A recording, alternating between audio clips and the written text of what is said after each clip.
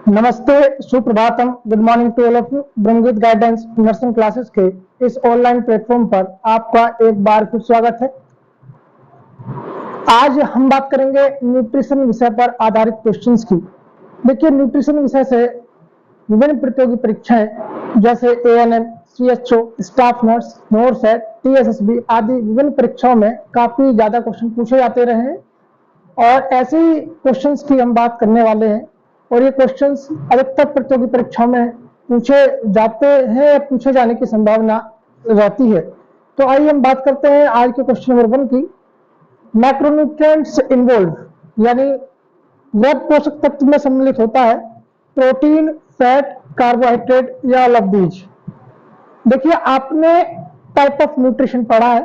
Type of nutrition में आपने पढ़ा है कि टाइप ऑफ न्यूट्रिएंट्स पढ़ा है। टाइप ऑफ न्यूट्रिएंट्स में आपने पढ़ा है कि न्यूट्रिएंट्स दो प्रकार के होते हैं, मैक्रोन्यूट्रिएंट्स और माइक्रोन्यूट्रिएंट्स। मैक्रोन्यूट्रिएंट्स की अगर हम बात करें तो इसमें 3 पोषक तत्व आते हैं, प्रोटीन, फैट और कार्बोहाइड्रेट। और माइक्रो में आता है विटामिन और मिनरल्स। तो यहाँ पर प्रोटीन भी मैक्रोन्यूट्रिएंट्स है, फैट भी और कार्बोहाइड्रेट भी। तो यहाँ पर इसका जो सही ऑप्शन होगा वो होगा ऑल ऑफ दीज। बात करते हैं क्वेश्चन नंबर 2 की कि which of the following is rich source of vitamin C. Vitamin C का सबसे अच्छा स्रोत है। तो यहाँ ऑप्शन है नंबर ए आंवला, बी एप्पल, सी गवावा, डी ऑरेंज। तो इसका सही आंसर क्या होगा? देखिए, आपने पढ़ा है कि अधिकतर खट्टे फलों में, खट्टे पदार्थों में विटामिन सी पाया जाता है। तो यहाँ ऑरेंज भी और आंवला भी लगभग एक ही प्रजाति से हैं। तो इसका जो सही आंसर होगा वो होगा आंवला। Amla is a richest source of vitamin C. बात करते हैं क्वेश्चन नंबर 3 की। तो क्वेश्चन नंबर 3 में आता है कि the other name of vitamin C is. Vitamin C का अन्य नाम है। तो यहाँ पर अगर हम बात करें कि विटामिन सी का अन्य नाम क्या है, तो यहाँ पर दिया हुआ है option A folic acid, option B ascorbic acid, option C pantothenic acid, option D nicotinic acid. तो इसका सही आंसर होगा एस्कॉर्बिक एसिड। देखिए, एस्कॉर्बिक एसिड को विटामिन सी कहा जाता है, यानी विटामिन सी का जो केमिकल नेम है, जो रासायनिक नाम है, वो एस्कॉर्बिक एसिड होता है। क्वेश्चन नंबर 4 की बात करते हैं कि retinol is also known as. Retinol को जाना जाता है यानी विटामिन बी के रूप में, विटामिन डी के रूप में, विटामिन ए के रूप में या विटामिन ई के रूप में। देखिए, अगर हम बात करें विटामिन बी, तो विटामिन बी कॉम्प्लेक्स, इसमें आपका थायमिन, राइबोफ्लेविन वगैरह आते हैं, नियासिन वगैरह आते हैं। अगर विटामिन डी की बात करें तो उसको कैल्सिफेरॉल बोला जाता है, और विटामिन ई की बात करें तो इसको टोकोफेरॉल बोला जाता है।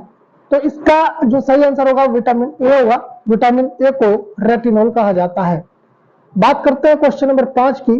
विच of the following is rich source of vitamin D. Vitamin D का सबसे अच्छा स्रोत है। यहाँ ऑप्शन है सनलाइट, मूनलाइट, फिश या मिल्क। तो इसका सही आंसर क्या होगा? सही आंसर होगा सनलाइट यानी सूर्य का प्रकाश। बात करते हैं क्वेश्चन नंबर 6 की। Deficiency of vitamin D cause यानी विटामिन डी की कमी उत्पन्न करती है स्कर्वी, ऑस्ट्रेमलेशिया, पेलाग्रा या टिटेनाई। तो इसका सही आंसर होगा ऑस्ट्रेमलेशिया। देखिए, स्कर्वी विटामिन सी से होने वाला रोग है और टिटेनाई माइकोबैक्टीरियम टिटेनाई से होने वाला रोग है। पेलाग्रा भी विटामिन डी की कमी से नहीं होता है। ऑस्ट्रेमलेशिया इज अ बोन डिसीज, यह हड्डी से संबंधित बीमारी है जो विटामिन डी की कमी से हो सकती है। बात करते हैं नेक्स्ट क्वेश्चन की कि विटामिन के इज एसेंशियल फॉर। विटामिन के आवश्यक होता है। विटामिन के किसके लिए आवश्यक है?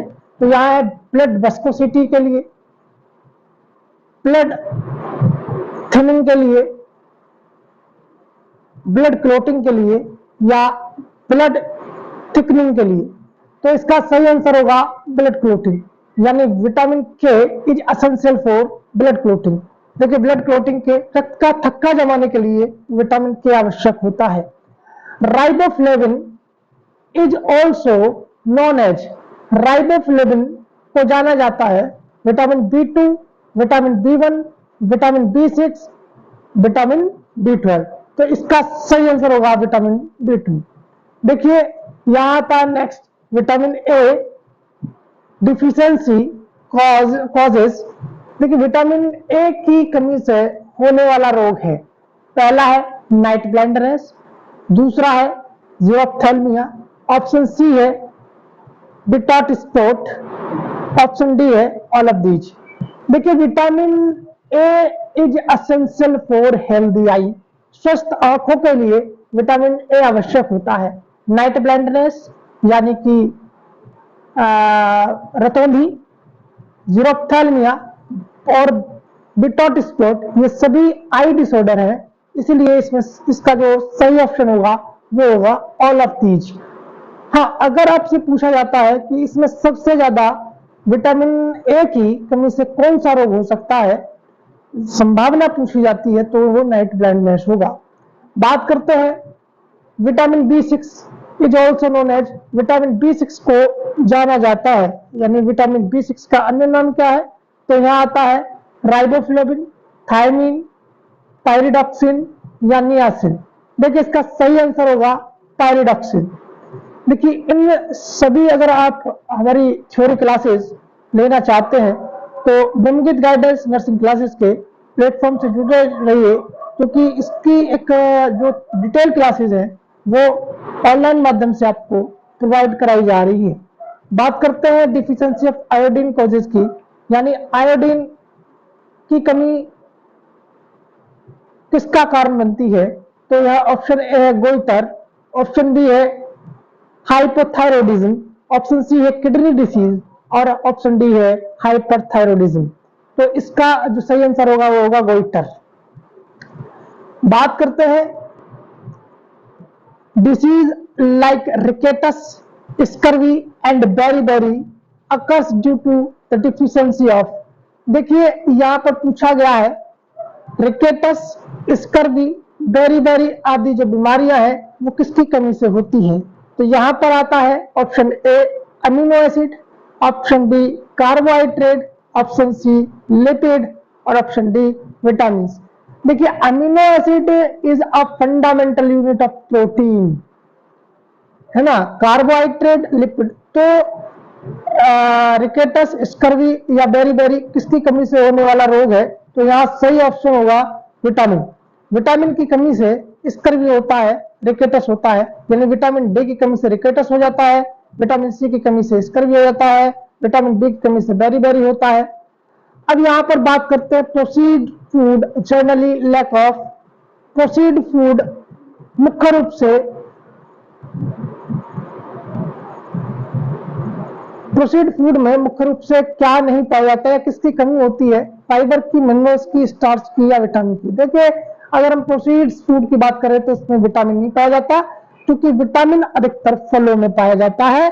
ठीक है, बात करते हैं which of the following is not a fat soluble vitamin, निम्नलिखित में से कौन सा वसा में घुलनशील विटामिन नहीं है। आपने विटामिन पढ़ा, टाइप ऑफ विटामिन में आपने पढ़ा होगा वाटर सोल्युबल विटामिन यानी जल में घुलनशील विटामिन और वसा में घुलनशील विटामिन। जल में घुलनशील विटामिन दो होते हैं, विटामिन बी कॉम्प्लेक्स और विटामिन सी, और बाकी अन्य विटामिन ए, डी, ई, के, ये सभी क्या होते हैं आपके वसा में घुलनशील विटामिन होते हैं। तो यहाँ पे पूछा जा रहा है कि निम्नलिखित में से कौन सा फैटी सोल्युबल नहीं है। वसा में कौन सा, देखिए विटामिन डी वसा में घुलनशील है, विटामिन के ये भी वसा में घुलनशील है, विटामिन ए ये भी वसा में घुलनशील है, तो इसका सही आंसर होगा विटामिन सी। बात करते हैं which vitamin deficiency cause beriberi, यानी निम्नलिखित में किसकी कमी से बेरीबेरी हो जाता है। तो बात करते हैं vitamin B12, vitamin B6, vitamin बी2 या विटामिन बी1। देखिए बी12 और बी9 की कमी से एनीमिया होता है, पायरिडॉक्सिन की कमी से भूख की कमी हो जाती है, बेरीबेरी जो रोग होता है वो विटामिन बी1 की कमी से हो जाता है। Name of the disease cause by the deficiency of niacin, niacin की कमी से कौन सा होता है, तो नियासिन की कमी से हो जाता है रिकेटस, स्कर्वी या परनीसियस एनीमिया। तो यहां पर आएगा सही ऑप्शन ए पैलाग्राफ। बात करते हैं next, which of the following is component of coenzyme A. देखिए coenzyme A this is also known as vitamin A, तो इसका सही आंसर क्या होगा, ऑप्शन ए है रेटिनॉल, ऑप्शन बी है पेंटोथेनिक एसिड, ऑप्शन सी है पायरिडॉक्सिन, ऑप्शन डी है रेटिनिक एसिड। तो इसका जो सही आंसर होगा वो होगा रेटिनोल। नेक्स्ट आता है question number 18, megaloblastic anaemia is cause due to deficiency of. देखिए मेगालोब्लास्टिक एनीमिया किसकी कमी से होता है, तो मेगालोब्लास्टिक एनीमिया मुख्य रूप से किसकी कमी से होता है, तो यहाँ ऑप्शन दे रखे cobalamin, pyridoxine, niacin, folic acid. तो यहाँ कोबालामिन की कमी से मेगालोब्लास्टिक एनीमिया हो जाता है। बात करते हैं which of the following vitamin is also known as cobalamin, यानी कोबालामिन कौन सी विटामिन को कोबालामिन के नाम से जाना जाता है, तो यहां पर ऑप्शन है विटामिन B1। देखिए ये ऑप्शन B1 है, यहां पर मिसप्रिंट हो गया है। विटामिन सेकंड है बी ऑप्शन विटामिन B12, सी B2 और डी विटामिन B6। तो B12 को कोबालामिन के नाम से जाना जाता है। B1 को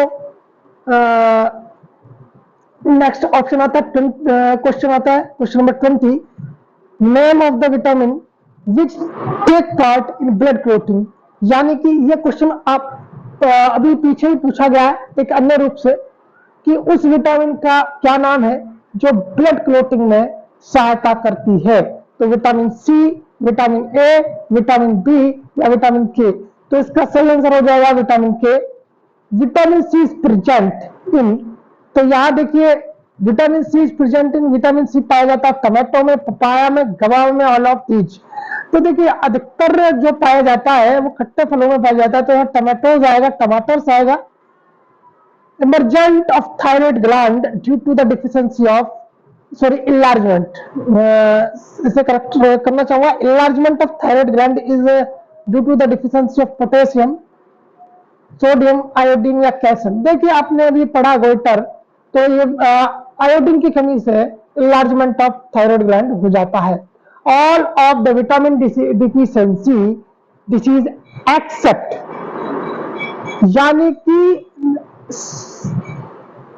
सभी विटामिन से संबंधित बीमारियां हैं सिवाय, यानी इसमें कौन सी विटामिन से बीमारी नहीं होती, इस क्वेश्चन का अर्थ यही है। तो यहां पर ऑप्शन है marasmus, option B rickets, option C scurvy या ऑप्शन डी चिलियोसिस। तो यहां पर देखिए चिलियोसिस, स्कर्वी, रिकेटस ये सभी विटामिन की कमी से होने वाली बीमारियां हैं। इसका सही ऑप्शन होगा मरासमस। बात करते हैं नेक्स्ट क्वेश्चन नंबर 24 की, तो यहां पर आएगा calcium deposition is soft tissue is due to, calcium deposition in soft tissue is due to, यानी कैल्शियम का डिपोजिशन किसके कारण होता है, deficiency of vitamin D, excess of vitamin D, deficiency of vitamin C या एक्सीज ऑफ विटामिन सी। तो यहां पर सही आंसर होगा एक्सीज ऑफ विटामिन डी, यानी कि विटामिन डी की अधिकता के कारण कैल्शियम का डिपोजिशन होने लगता है, यानी vitamin D is essential for calcium synthesis. बात करते हैं deficiency of calcium may lead to condition called, calcium की कमी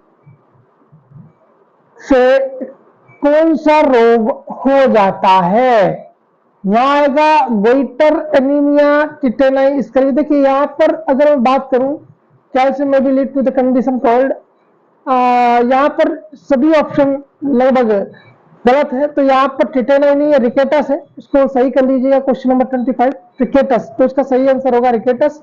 deficiency of vitamin A cause, vitamin A की कमी से होने वाला रोग है, तो नाइट ब्लाइंडनेस, एनीमिया, स्कर्वी या रिकेटस। तो यहाँ पर आएगा नाइट ब्लाइंडनेस, सही ऑप्शन हो जाएगा। बात करते हैं क्वेश्चन नंबर 27 की, marasmus and kwashiorkor are both disease occurring in infant due to the deficiency of which nutrients, यानी किसकी कमी से बच्चों में, इन्फेंट्स में मरासमस और क्वार्टर हो जाता है।